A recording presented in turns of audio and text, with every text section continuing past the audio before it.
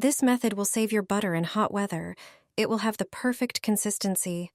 I have been storing butter wrong all my life. I myself made this mistake for many years. However, some time ago, my grandmother told me that the kind of butter maker she has in her house has a hidden function. And it turns out that she always stored butter this way in the summer. At the very beginning, prepare yourself water in the kettle. When this boils, pour it into a pot. Then, add 3 tablespoons of salt to the water and wait for it to cool down. Salt has great preservative properties, which is what I will use in this trick. In the meantime, sew your butter dish. If you don't have one like me, you can take a regular breakfast box. Now there is only one step left. Pour boiled water with salt over the butter. This method will limit the access of air and stop the growth of bacteria and the spoilage process.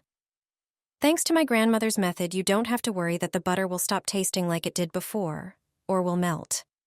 The water we pour over our butter will not affect it.